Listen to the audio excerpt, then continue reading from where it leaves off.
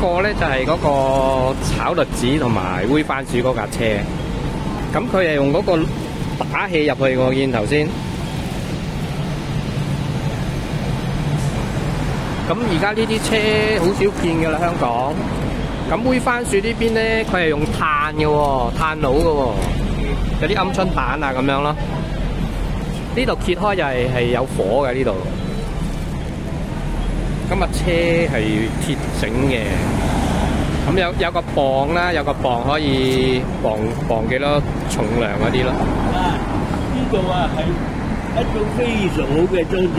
係啊，嗰啲人全部放晒上邊。係放晒上邊。呢啲重新咗增大咗車嘅。係喎，係喎，係喎。這車嘅最好嘅設計。好嘅。點睇啊？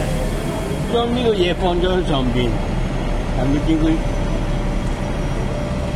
哦，係喎。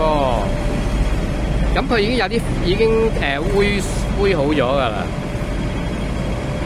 咁2025年嘅11月24號係啦。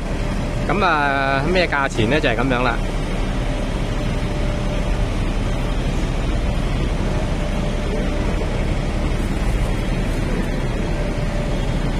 咁啊，阿伯伯都好好啊！咁啊，我問咗佢可以任我影噶啦。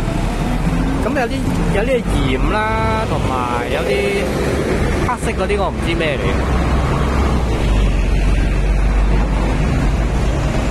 炒栗子，因為呢啲車係冬天先見到嘅。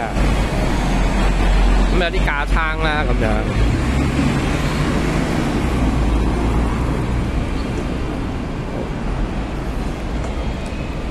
佢後邊仲有掛住一啲嗰啲叫瀝定唔知咩啦，佢嚟隔開嘅。我諗係，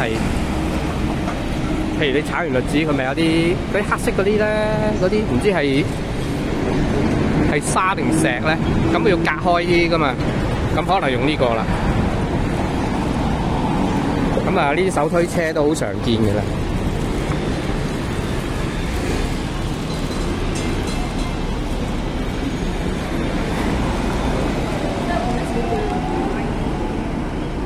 喺北角地鐵站出邊係啦，咁啊，大家可以嚟幫襯下。幫佢打氣，打氣，等佢勁啲。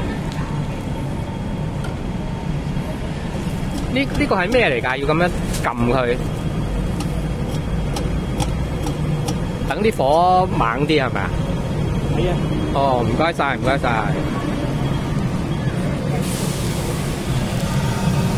哇，都好勁。